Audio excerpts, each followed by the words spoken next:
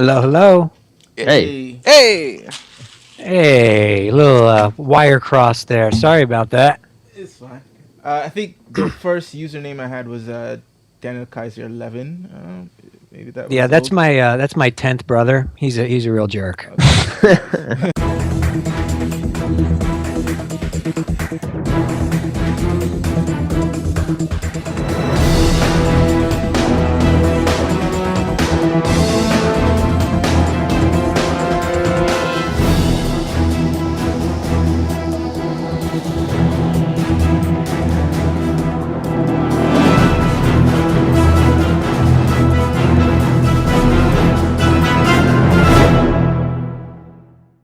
Hey guys, welcome to another episode of Gamers Galaxy. I'm Mark Bridge, and I'm here with Zach Wojnar. that's me. And I have two wonderful guests to this episode. Both of them have been on the show before. Rob Keyes, who's no stranger from Screen Rant and Game Rant. All right, just Screen Rant these days. Oh, We really? separate owners now, but yes, helping run Screen Rant, which we do. We cover games there too, on top of movies and TV and stuff. Nice. And of course, we have Daniel Kayser. What's up? Good to be here. It's the first time today I've been called wonderful, so thanks for that. Well, you are, so I have to give you credit. We have a kind of big topic to talk about today, which we'll save that for our last bit of topic. We'll throw in two interesting bit of news first. You got to tease it, man. You got to tease Yeah. it. So we'll start with the That was the tease. Yeah. Oh, that was the tease. Okay. pretty much. You We're just gonna teased we're, it. we're You going played to right into it. discuss the evolution of video games media and how it affects you as a gamer in today's modern gaming landscape. So stay tuned for that. But first, we have some important topics. Rob, what are they?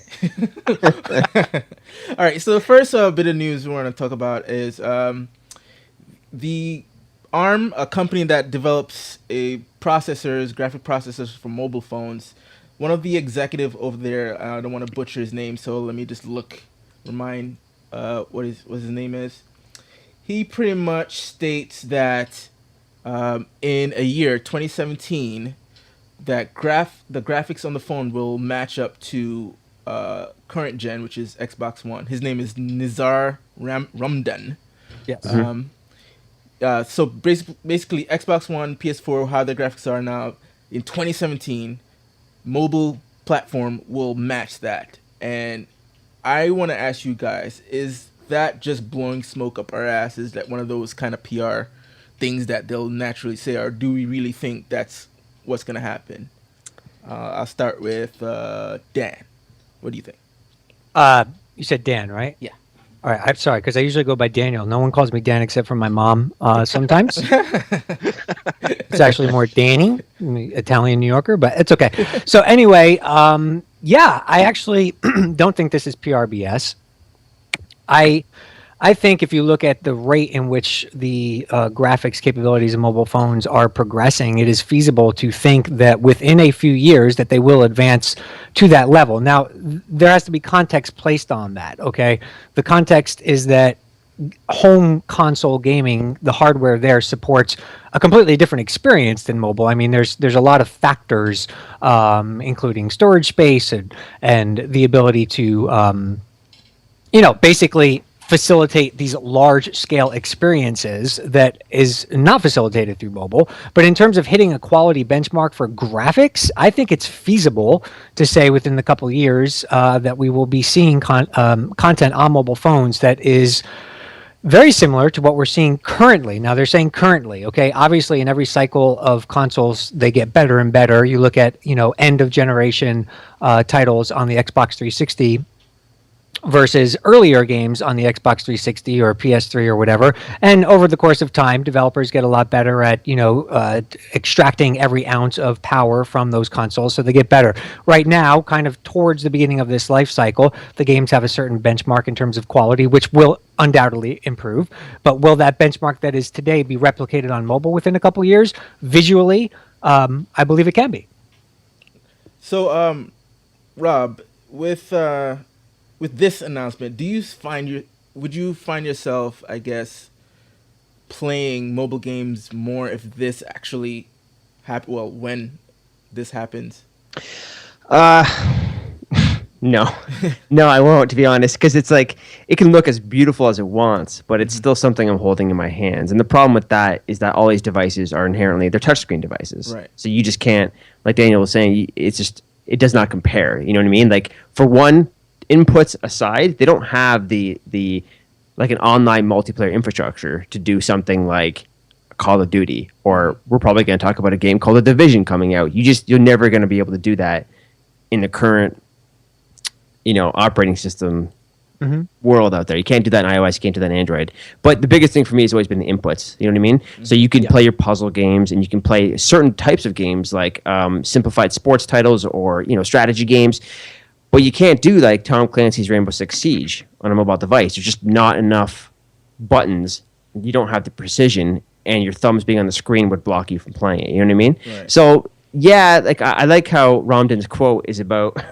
He's basically touting that these processors are already more powerful than the 360 and PS3. Well, I'm like, I hope so. The 360 is over a decade old. You know what I mean? At the rate, at like graphic cards and processors, at the rate they advance year to year, I would certainly hope that $1,000 iPad is more powerful than an Xbox 360. You know what I mean? Which was obsolete 3 years after it hit the shelf. And I thought, like Daniel was saying, I believe it's very believable that these things will have more processing power and more graphical capabilities than the Xbox One and PS4 in a year and a half, 2 years from now, because the PS4 launched in 2013, right? So we're like the third year in already, and those things got a lot of criticisms for coming out the way they did as already being a little obsolete compared to the PC market, right? You compare to the 360 and PS3 when they came out, they were like on par or more viable than PCs at the time. And then PCs had a resurgence, so to speak. And then when the PS4 and Xbox One came out, they were already behind the PC. So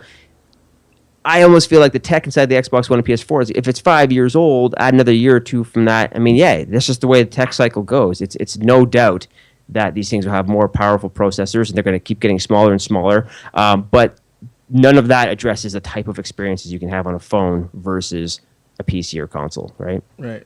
Mm-hmm. So, Zach, I know you're a big Vita and PSP Go. I don't know if you still have your PSP Go. I have my PSP. I lent my PSP Go to my little sister when she went to Paris for a semester. So it's PSP gone. Yeah. Yeah.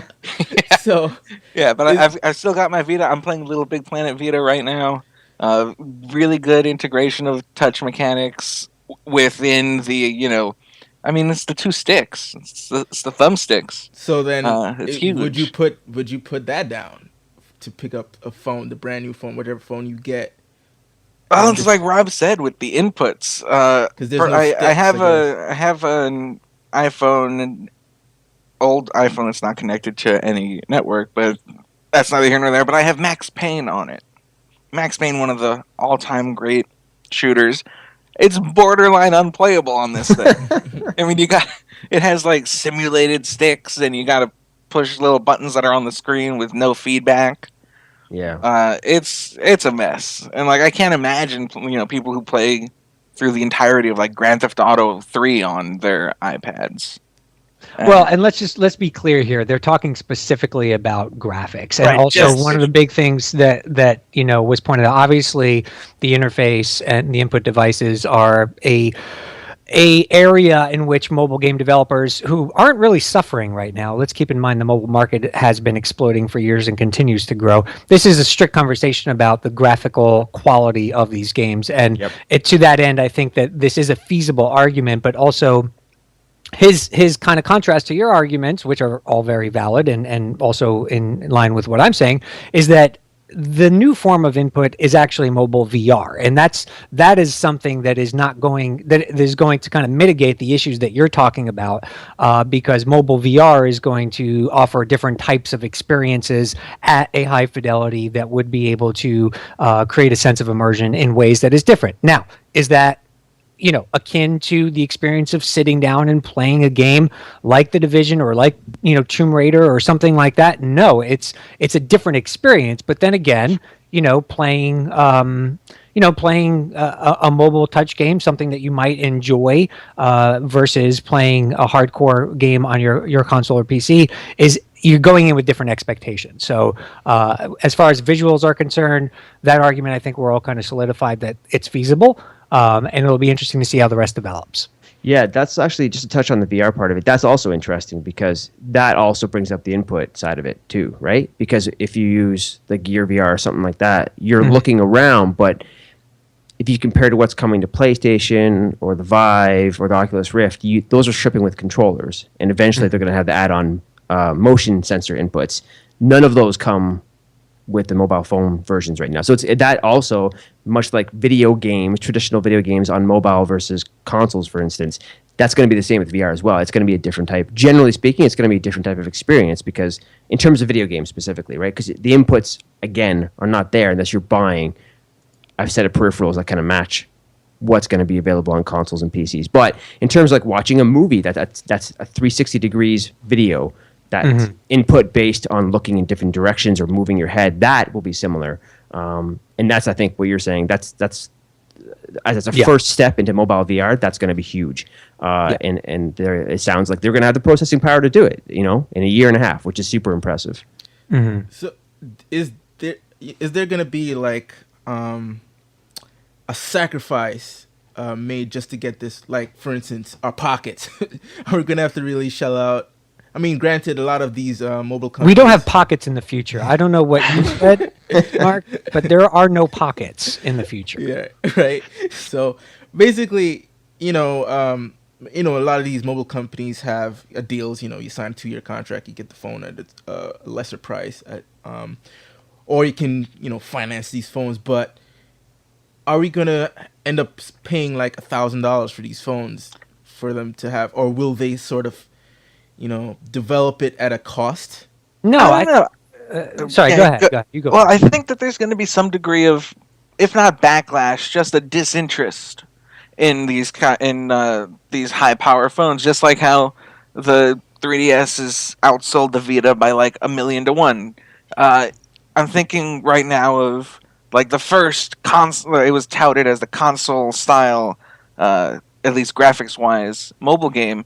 What was it? Infinity Sword?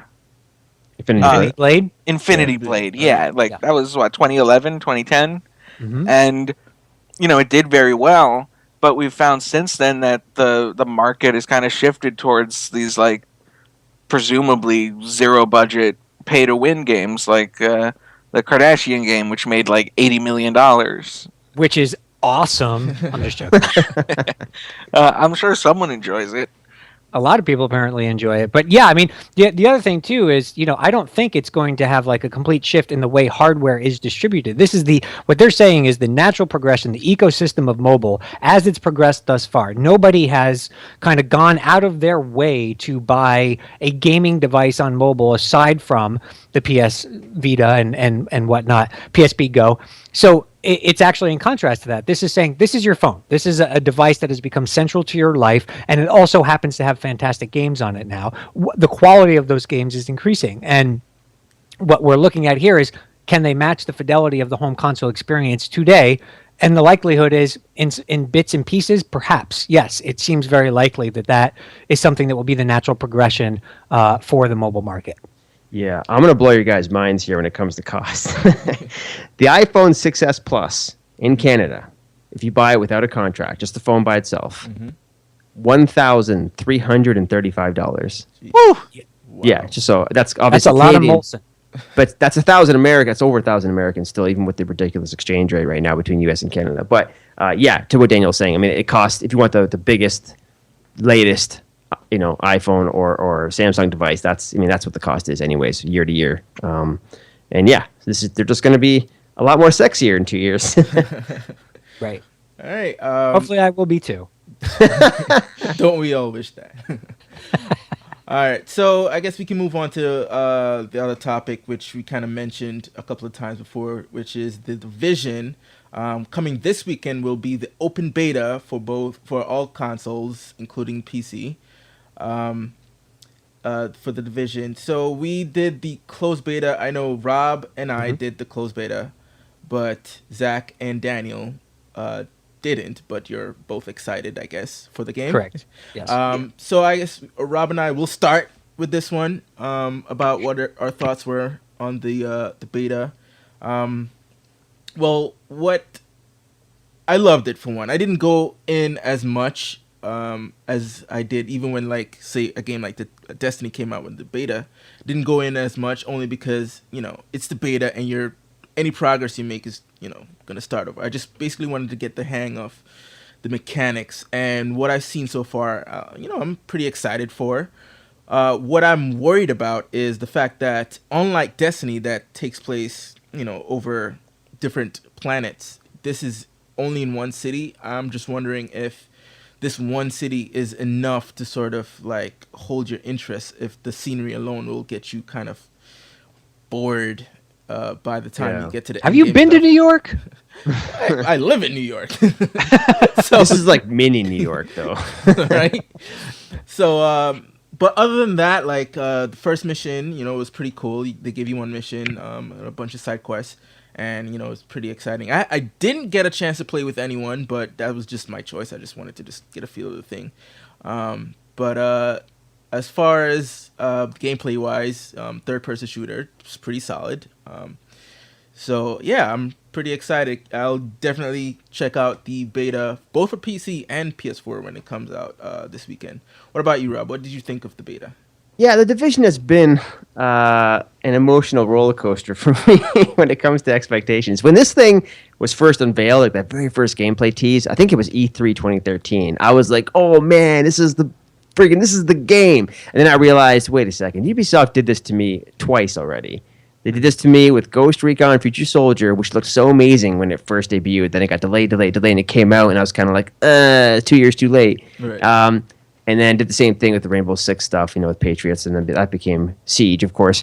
But this one looked great when it was first announced, and then the delay started happening. But I got a chance to play it very early, last summer, in fact, at like an Xbox media event or something, and it was a disaster. And I was like, oh no, this game is going to be an epic failure. There's no way this can compete with Destiny. So that's what drew me into the closed beta, because I had to know what they had changed. Because they had some play sessions at Ubisoft Toronto, which is very close to where I live, but I was out of the country when that happened, and I hadn't had a chance to play it. But the word coming out of that event was that it's actually a lot better. It's pretty good. You should check it out. So I did.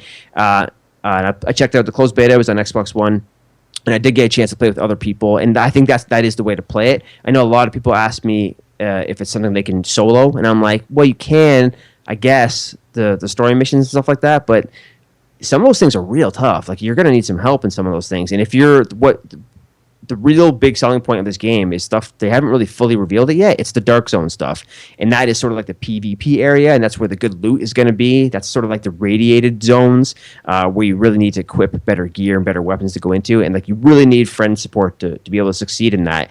And from what they're saying is, as you level up and get to the quote unquote like end game content, you're going to be going deeper north into the Dark Zone. And I'm hoping, because I had the same criticism. Pardon me? Is that Albany? Yeah, I don't know. They only like have the one Bronx. small section of it, Hey, I know that was for you, Mark.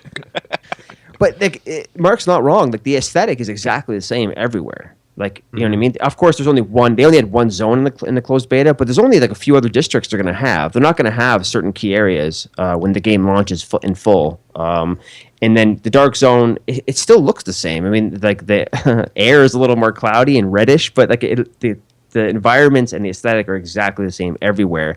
And the other layer of that is all the bad guys are the same so far as well. You know what I mean? You're not fighting like mechs and vehicles, and you don't have vehicles. You know what I mean? It's just on foot, third person against other people who are third person. So it doesn't have the varied aliens and different like ways of fighting them like there is in Destiny, and that's crucial, I think, right? Because if you're fighting the same guys, if the only thing that differentiates them is how many bullets it takes to take them down, then that's going to be a problem, because you start to lose the replayability. Then it becomes a game of, well, I'm just going to keep playing to get better loot so I can keep doing the same thing over and over again. And that's like I think Destiny suffered in areas like that, and I really hope this one differentiates from that, because this is the first true competitor potentially to Destiny, and I want to see it learn from those mistakes and deliver better story stuff, which it looks like it might. That first mission in that closed beta, like Mark said, was pretty cool, But it seems like there are only going to be 10 of those for each of the 3 sections of your base. Yeah. Because the whole idea is that you're leveling up your base by completing these missions and gathering these things. But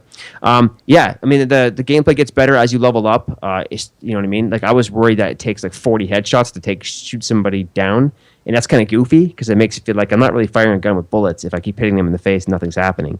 But as you get better weapons, that quickly changes, thankfully. But I'm cautiously optimistic. I'm very curious how they're going to handle endgame content and whether or not those rumors about there being larger player raids are true or not. Yeah, that would be awesome if it's true. Yeah. So, for the guys who haven't played the closed beta, the last one, let's start with you, Zach. Like, what are you excited for? If you are excited, and what are you not excited for this game? Well, I'm excited for New York. I mean, it's set right now in Manhattan, right? Mm-hmm. I know Manhattan used to be like every other game was set in some version of open world Manhattan, and they've kind of expanded since then. But I mean, I'm on the corner of Essex and Canal right now, and every time I look out the window, I see something bizarre. So I don't know if they're gonna do like a Chinatown Lower East Side in the game. I know that either way, it's gonna be some degree of post-apocalyptic. But I'm excited for a Destiny style progression, but I'm also just based on the gameplay videos I've seen, the combat looks a lot less arcadey and more RPG, and but like kind of like if Rainbow Six was an RPG. Yeah, and I think that's what they want us to think, and it'll either be super boring, or it'll be really cool, like the way I want Borderlands to play, even though it doesn't quite play that way. And I do like Borderlands. I don't love it, but I like it. But it's not quite as as in the pocket as I would like it to be. And I think that this could hit that. What about you, Daniel? What are you excited Yeah, about? I'll kind of maintain that sentiment here that I'm cautiously optimistic. This is one of those games that garnered enough attention from me when it was announced that I kind of put it into that category of I actually don't want to see a whole lot of this until it actually comes out. So I'm trying my best to actually avoid a lot of the coverage of it because I just want the final game to speak for itself for me. But on the pro side, I feel like it can be a really great co-op experience, something to to enjoy with your friends. Like you said, an RPG based on Rainbow Six or something like that is kind of the vibe that I initially got. And when they showed that really cool mission at E3, not last year, but the year before, where they're going through on teams, and then ultimately, there's like kind of the traitor moment at the end, and I really like kind of what they're developing story wise, and the setting I think looks great. I agree that it needs to be diverse in order to sustain the game over the long haul, but I don't know any of that yet because I've been staying behind closed doors with it and trying to avoid some stuff. So I remain cautiously optimistic. My hype's come down a little bit since it was first revealed based on just kind of some of the reactions that I've heard. But overall, I think this game can still be great. I love the customization options. I really like, the player progression that I have seen and heard about a little bit.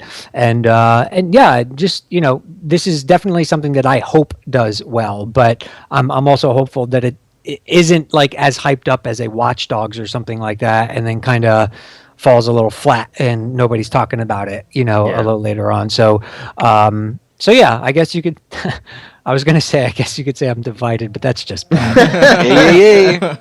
Nailed it. I remember, I guess, the end of 2014, I was freelancing for, of all places, Men's Fitness. And I got a review copy of Assassin's Creed Unity. And I was playing it before they had any of the social integration, so it actually ran a lot smoother than it did for launch day players, which was really funny and kind of inflated the review scores, including mine, and I felt really bad about that. But they opened up the online servers like a day or two before the game actually launched, and I wound up on some guy's live stream because there were so few people playing, and he was a Ubisoft employee, and he was like, "Oh, hey, welcome to the live stream. you're, with a guy from Ubisoft. So how did you get the game? And I said, oh, I got it because I'm doing it for some uh, website. And I said, how did you get the game? He said, oh, I'm working on a different Ubisoft game right now, but I can't tell you what it is. I said, is it The Division? And he said, yes, it is. And I said, all right, let's get on with the game. And it was fun. But It's funny. that kind of boosted my hype a little bit. This guy seems nice, and he's working on the game. So with Destiny approaching its almost the end of year 2, September would be end of year 2. Words come down that they'll have another big expansion around that time. Yeah. And the stuff they obviously learned from year 1. Does the Division have a chance to really be on par with Destiny being out for so long? And, can it sustain, with their end game content? Will Ubisoft put that much content in there to really compete with Destiny? Or is it just basically apples and oranges situation, right? Let Destiny be over there and Division is over here. Yeah, it might be that when it all shakes out. And I'll say this, because you guys made the comparison of like this sort of like an open world RPG social version of Rainbow Six. And my problem with that is that I love Rainbow Six Siege. The gameplay of it came out and had so many issues. There are still online issues. It's missing content, all those things. But the gameplay itself, the gunplay, the way it handles the tactical side of it, the destruction, all of those awesome elements, even like leaning left to right as you're moving, the Division does none of that. So I was going to ask you this, Mark. What did you think of the actual gunplay? Because I know it's third person, which the latest Rainbow Six is not. It's first person. Right.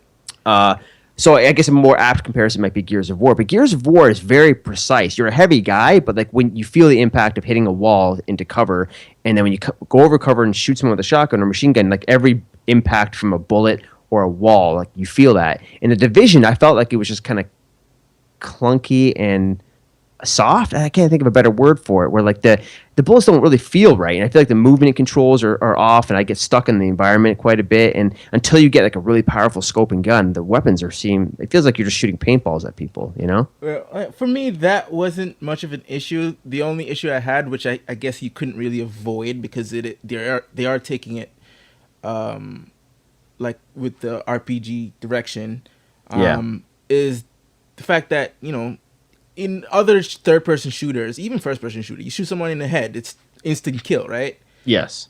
This, it's a hit point system, so it's like, all right, you shoot him in the head, yeah, it does more damage, but it kind of takes you out of the immersion of this world a little bit, and screams, yes, you are playing an RPG. You got to get experience points. You're not gonna kill him in one shot, unless you get a OP weapon or something like that. But that's the only thing that really kind of stood out to me. Shooting. When I'm playing third-person games, naturally I'm trying to aim for the head and for the instant kill, so I can just mow through these guys pretty fast. Yeah. But because this is the RPG type thing, it was like, all right. So I guess it took me a while to get acclimated to that sense. So like the line between its photorealistic graphics and its just inherent video gamey stuff makes it really dissonant. Right. Yes. Oh my god, dude! When you play the first mission and get to the final boss, which is a dude, like everyone fires sniper shots at his head, and all you see are like yellow numbers pop up. And you're like, wait a second, is that a human I'm fighting, or like some kind of like Terminator unit? But I mean, that kind of thing is the reason why they had the whole art style change in the first Borderlands, right? yeah, that, and I think the graphics were just terrible in the initial version of Borderlands. Like they didn't have the budget. Like they were trying to compete with like a Fallout sort of thing, and it just like was not even comparable, Right. But yes, that's part of it too, I'm sure. But But I guess time will tell if this game holds our attention, especially this weekend where PSN is free. Yeah. Oh, yeah. A game like this does have to get off the ground properly, especially with, as you were talking about, being in contrast and competition with the Destiny. I do think it is different enough, as you all were saying, to compete. It's not a 1-to-1, and that is in its favor. There are people who have not played Destiny who would play this, and people who have maybe overplayed Destiny who are looking for something a little bit different. So I think it does kind of fall in a nice little space. It's just a matter of how the initial reception goes, and also obviously how the experience is out of the gate, whether or not it's going to be something that people invest in over the long haul. Well, that's a good question about the online stuff because Ubisoft's track record is not the greatest. Unity and Rainbow Six being two examples, but yeah, to their credit, at least they are doing a closed beta and like multiple open betas, to kind of get that down right. Because like you said, this thing, if it launches and just does not work, man, people will not let go of that bad buzz. Yeah. This time they beta get it right. Sorry. All right. So, I got Well, a lot of. it's kind of everything now, though, right? I mean, it's completely ignoring that. Completely ignoring that. Moving forward. all right. I mean, like they had a beta for Street Fighter V, but that's having problems too. Sure, but that beta was like, in terms of the player counts, nowhere near where the division's going to be. You know what I mean? That's also very niche compared to this. But yes, that still has issues, active issues. So that's another problem. All right. So I guess we can move on to our main topic, which Daniel spoiled it earlier. I'm just kidding. Sorry about that. So one of the, I would call it, I don't know if you guys would agree with me, but it's one of the staples of the media gaming outlet, Gametrailers. Burst on the scene. When did it come on the scene, Daniel? Remind Well, me. I started with Gametrailers in 2005, and that was one of our first big years. And by the time 2006 rolled around, we managed to kind of get it to one of the higher statuses of the game websites, and we were acquired by Viacom and made part of MTV Network. So 2005, 2006 was really kind of our really big coming out party, and then the years following that were probably some of our biggest. Yeah. It started in 2002, though, if you're looking for the actual stuff. Yeah, officially it started in 2002, but Right. So, and it was right around the 2005, 2006 that I really caught wind of Gametrailers. And I've been, a follower. I mean, not recently, maybe like last, I guess, year or so, I probably fell off. Only because I was doing my own thing as well. I wasn't just a watcher now. I was kind of like trying to start my own thing and have regular 9 to 5 and stuff like that. So yeah, I watched it less, but at the same time, Gametrailers was still around. Like when E3 came around, it was Gametrailers, it was IGN, even GameSpot, and I would flip through. It's like channel surfing, but only on the internet. But yeah, when I found out that Gametrailers was shutting down, announced last week, they announced it. last Monday. Last Monday announced. I was like, wait, what? But at the same time, I almost was not super surprised, only because like there was such a, I guess, shift from the time when we really watched it and when you were a part of the team, Daniel, that it really, even the site kind of resembled more of a blog site now instead of like how it used to look back in the days where it was really geared toward a video medium. Yeah. And then when they said it shut down, and all the people that I sort of watched kind of left and went their different ways, and then the company Viacom sold it to, what was it, Defy Media? Correct. Defy Media bought it, and then they closed it. I was like, okay, so I guess it was the writing was on the wall. And I guess I want to ask you, Daniel. I mean, I'm not gonna ask you too personal stuff. I mean, but as far as while you were there and the time when you left, was there any indication like the writings was on the wall for this site? Like, well, I'll be honest. What we built up back in 2005, 2006, and sustained all the way probably until 2011, 2012, was something that we were, really, really super proud of. I think first and foremost, the thing that is worth communicating is that Gametrailers made a difference. Gametrailers impacted not just the lives of the people who were involved, myself included. Mm-hmm. But people who got inspired, people who wanted to create content, and we showed something about creating great gaming media around video games. And for that's the thing that I'm the most proud of. And for me, this whole thing is about being reflective. In terms of what we were able to accomplish, there's no way I could be more proud of what we did as a team. Everybody there worked really, really hard, and to be a part of E3 in the way that we were. Was an honor, and also something that was just super, super exciting. And I really do feel that we had the opportunity to make an impact on the medium of video games and how media is today. That said, to answer your question, after our initial success, we were a part of a large company, and at a large company, things are slow to change, and it's kind of difficult to get things done. It's hard to pivot when things are changing, and in the rapidly changing ecosystem of media, specifically in the late 2000s, it was really difficult to ebb and flow with the changing times. This little site called YouTube was coming along, and there was, I won't forget hearing the words YouTube for the first time while I was working for Gametrailers. It's just funny to think that when we were starting Gametrailers, things like Facebook and Twitter and YouTube just weren't even around, Right. So it's kind of ridiculous. But the reality of the situation is that, social media has changed the way media is consumed. It's also changed the way that media is created. We were very focused on delivering high quality productions focused on video games, and delivering them free and fast, and when people wanted them, where they wanted them. And that's what we did. That's what skyrocketed us to success.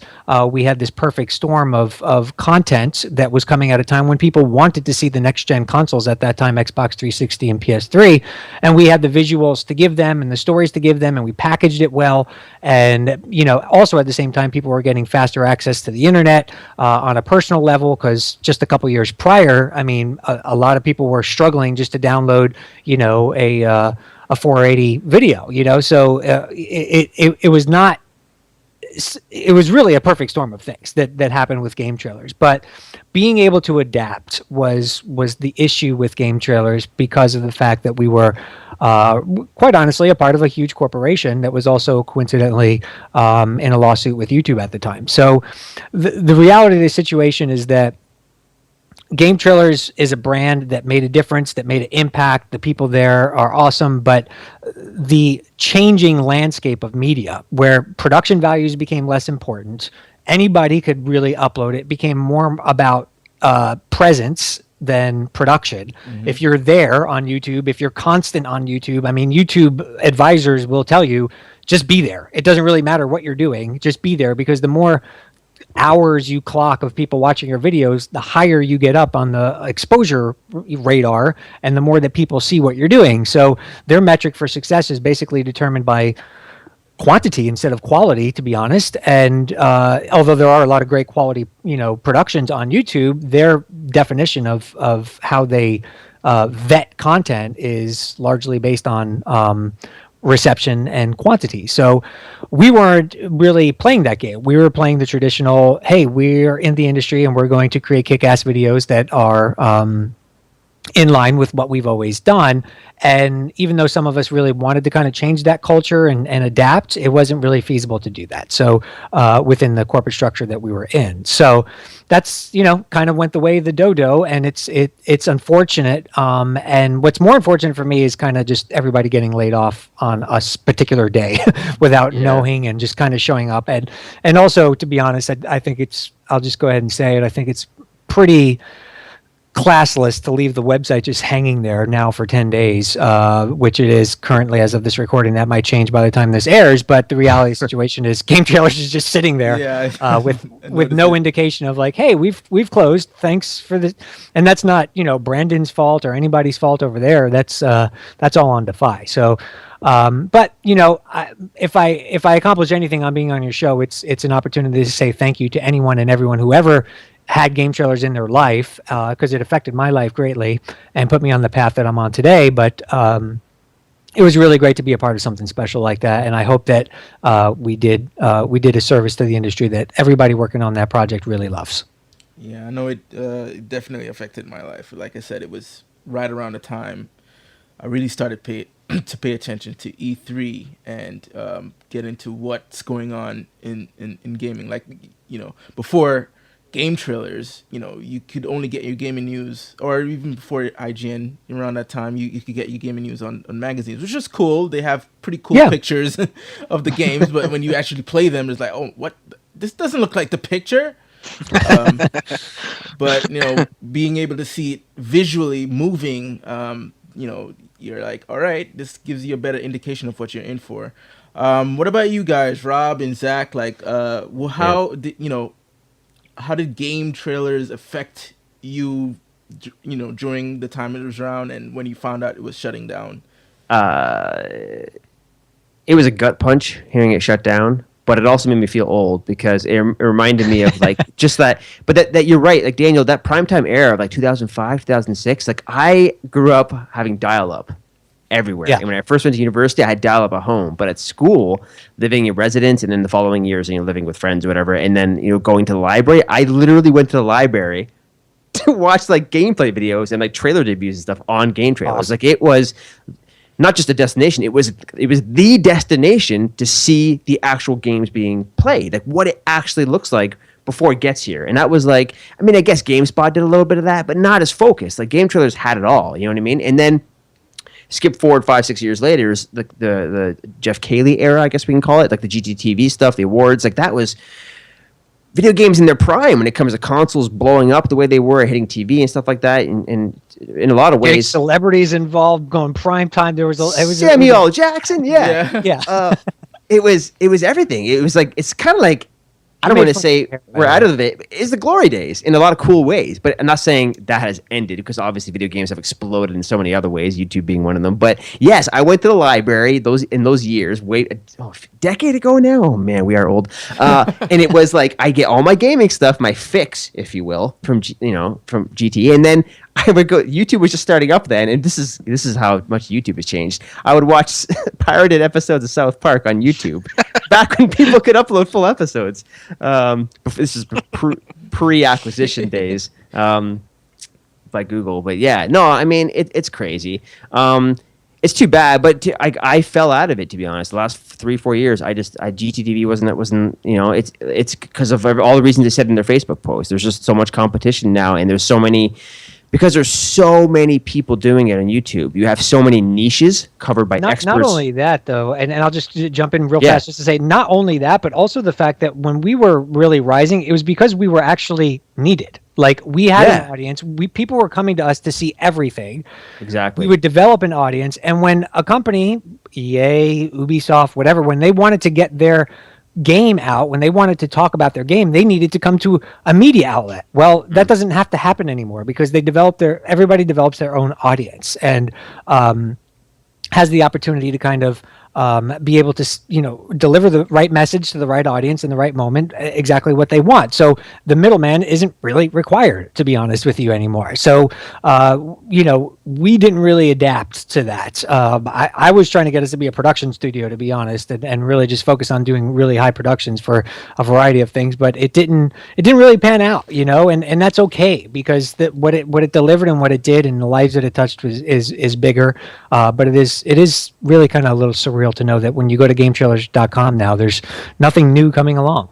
Yeah, it's weird. It's too bad. But I mean, in the meantime, if you did like the guys doing the YouTube stuff, like Brandon and them, at least they're still doing live streams and stuff on their own for now, and that might be good enough for fans of them. And I really hope they all kind of get cool, similar gigs and can kind of funny games, kind of branch out on their own, and have their own followings, because that really is kind of what it is about now, right? There's so many things out there that if you're looking for something specific or a specific personality or personality group, you can have that now, and that's.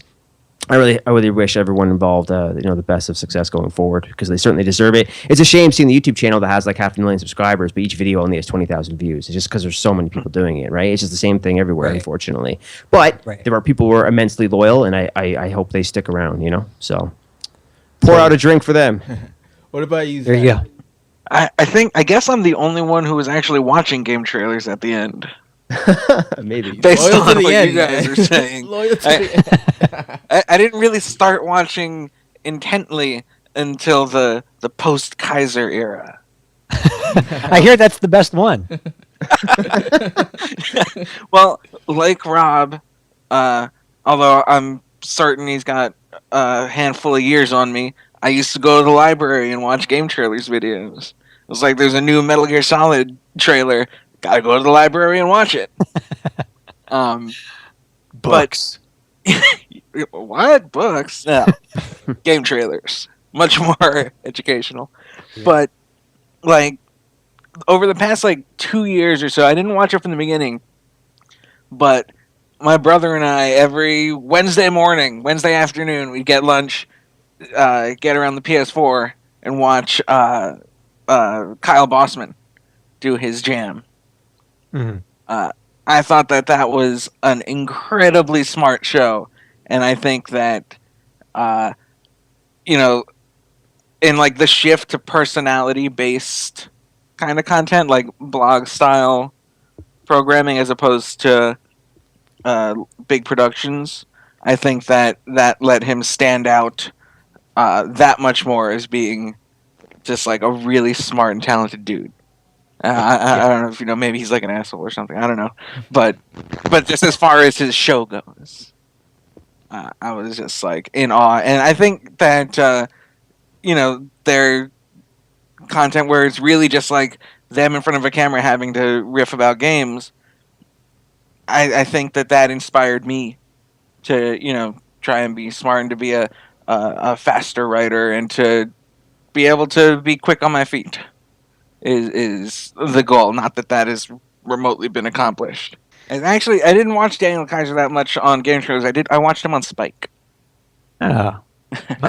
My hair was better in HD, so that's good. Yeah, and then when we had you on the on the podcast, I was like, let me look this guy up. Oh, hey, it's the guy from Spike. It's the guy that looks like Weird Al or Geddy Lee, one or the other. Both. Oh. Weird Weird Geddy Al. Lee. Weird Geddy Lee. I have a new Twitter handle.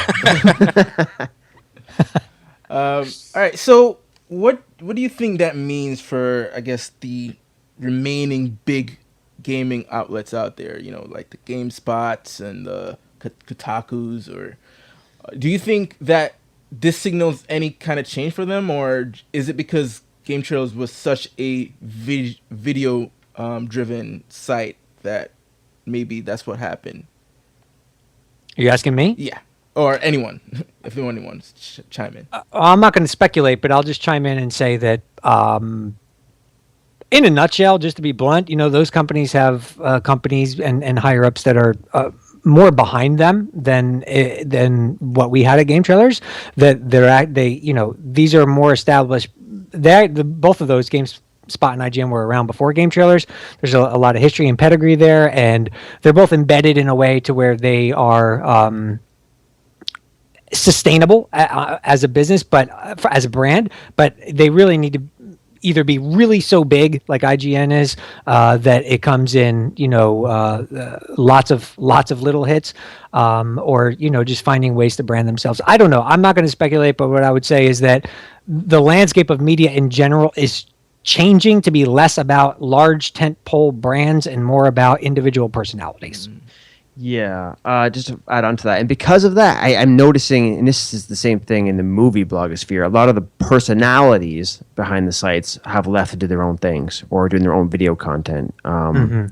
And, you look at Jim Sterling and Bob Chipman on the game side, they go, they went on their own. The Kind of Funny games guys all left IGN. Yeah. That's a huge blow to IGN. The IGN doesn't, you know what I mean? And the turnover there is insane right now. I know, because I have friends that come in and out of there, do freelance work, and it's just I can never, 1 year to the next, it could be completely different people handling TV, games, movies, all that stuff, And on the game website front, there are less and less pure traditional written video game websites. I mean, Kotaku covers everything. It's not really just games. And even Polygon, which was designed as this ultimate collection of experienced, veteran, elite game journalists, they now, if you go to their homepage, all their top trending stories have nothing to do with video games.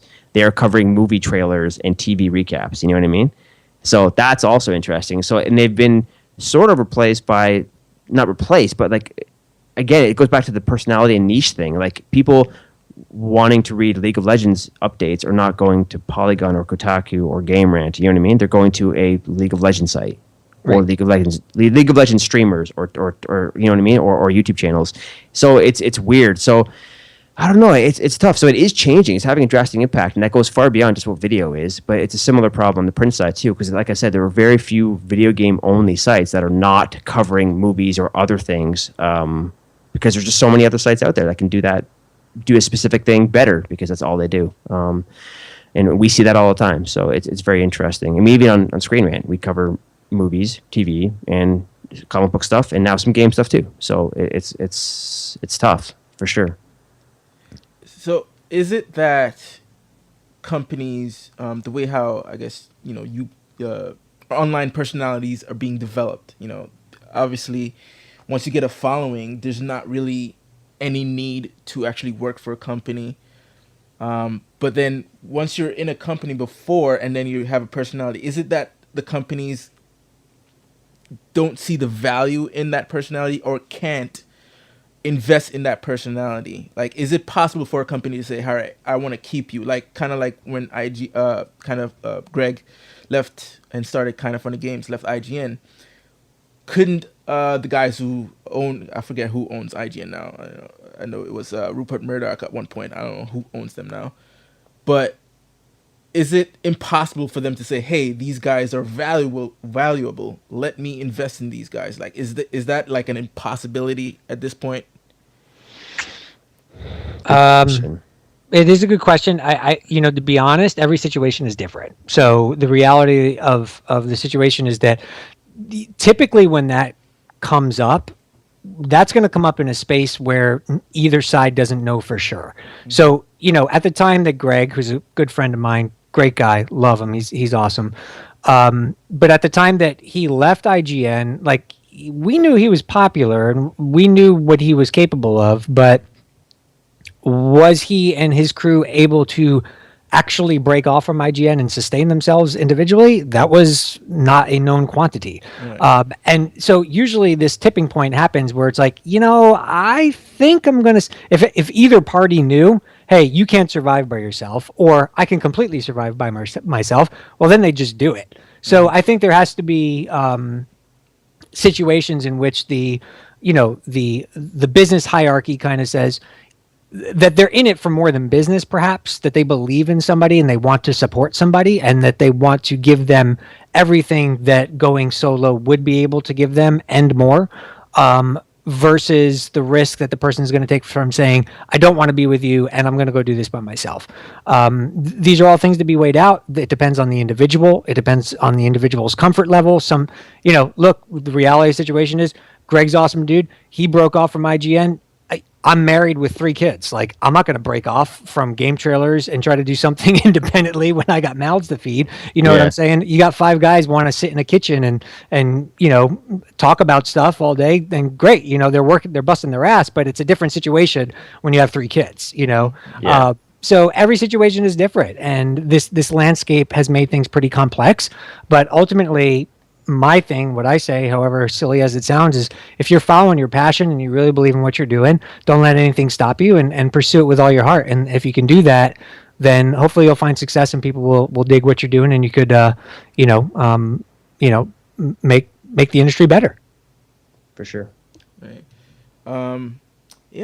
So I guess the silver lining in all of this is, yes, we may have lost Gametrailers, and probably the landscape is shifting in terms of these big media outlets are concerned. But I guess for the guys who were inspired by Gametrailers, who were inspired by IGN, and those guys over at Kind of Funny Games can say, all right, this is something I can do, and start their own channel and gain an audience.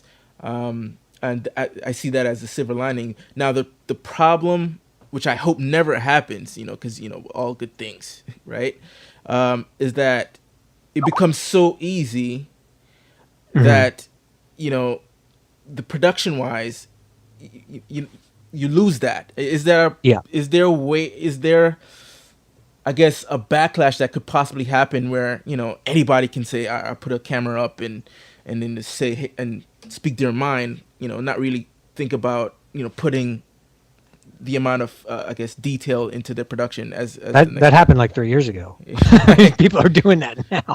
Yeah, I'm very wary and cautious when I look up anything that's even when it's recommended to me by YouTube. I'm like, nah, I don't trust it. It looks like it's just a picture of a guy sitting behind a table. I don't trust that. But this is the bigger thing. This isn't just our industry. This is a cultural shift. I mean, I will watch SportsCenter sometimes, and they bring in the hockey analyst. Not Barry Melrose, but one of the other guys, and they're just like literally in their frigging basement, like sitting in a room with like sweaty old hockey gear behind them or something like that, and they're just like eating a sandwich and like I don't know, doing whatever. And this like ESPN will put that stuff on TV. People do not care anymore. We have crossed the gap where people are like, oh well, that looked bad. No, it actually has a quality to it that people actually go after, saying, well, this is going to bring a casual tone. And this is the world that we live in now, where the instant video, we all walk around with production studios in our pants, for lack of a better term. Can we call this episode "Production Studios in Our Pants"? Sure. No. Yes. But that's the reality of the situation, because you think about being able to stream video from your phone, whether you're using Periscope or if you're using Vine or whatever, you just do whatever. You could literally just be instantaneously out there, and people don't care. It's, as I said early on, it's about quantity over quality these days, and unfortunately, that has a diminishing effect on what people are actually exposed to ultimately.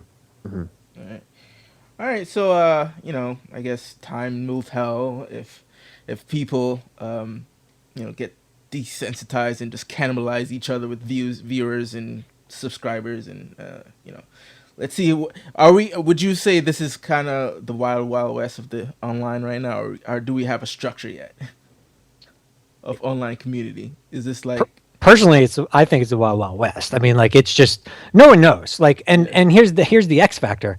Literally tomorrow, a new piece of technology could be introduced that changes everything, or a new platform could emerge that, oh, now we do this. Like, who, like I said, I mean, who was thinking about Snapchat, just a little while ago? Who was thinking about, Vine just a little while ago? So something new will come along tomorrow. Somebody will be the star of that. The first person who gets there, plants a flag, sets roots, builds an audience, they become valuable on that platform. Because, and here's another X factor, everybody goes after numbers, even though they don't know what the numbers mean. You know what I'm saying? So we're looking at YouTube views and this, that, and the other thing, and we're looking at Twitter followers, but like, what about bots? What about all this stuff? There's all these X factors. So the simple days of we're going to make great content and we're going to put it up and we're going to build an audience and we're going to rock this thing, unfortunately, I think those died last Monday. Yeah, that sucks. Well, I hate to end it on such a downer note, but it was But great. it's a downer. It's the downer that brought us together. That's why we're here. Yeah, I guess true. that's the upside to it. It got us to really, come together and talk about this stuff. So, all right, so that's a good place to end this podcast. I would like to thank my guests for joining us. Rob, want to tell us where the folks online can reach you? Yeah, man. For funsies, I put up some videos on youtube.com/failcube, and I'm Rob_Keyes. That's Keyes on Twitter. And of course, I help manage and run ScreenRant.com. You can follow them on Twitter @ScreenRant. And Daniel, what are you up to lately? Where can people find you? I just followed Rob. Oh. Yeah, I just saw that. I got the notification on my phone. I was so happy because I just followed you 5 minutes earlier. I see that. It's awesome. I win. You win. You beat me to it. So yeah, you could follow me online on Twitter at Daniel Kayser. Last name is spelled Kayser. Looks like Kayser, sounds like Kaiser. And actually, I don't know if you guys know this, how much you know or your audience knows, but I'm actually at Epic Games now in Raleigh, North Carolina, having a great time here with an awesome group, building really amazing things and supporting the Unreal Engine community, where great things are happening. So very excited about this transition for me, and obviously UnrealEngine.com is the website, and at Unreal Engine. But if you're a developer, if you're working in Unreal in any capacity, if you're building a project, if you're on a team, if you're working solo, if you're making plugins, if you're making content, if you're making a game, let me know, because it is literally my job to stay on top of that and find out what is happening in the Unreal ecosystem. And I am super, super proud in my short time there of what's coming out of it. So keep me posted, follow me online, and I'll look forward to following you back. Awesome. And you can find me on Twitter. I'm at Marky Tundra. And what about you, Zach? I'm at my name, Zach Wojnar. All right. And you can like us on Facebook. That's facebook.com/popculturegalaxy. And visit Pop Culture Galaxy for all your entertainment goodies. So until next time, folks, I want to say peace. Indeed.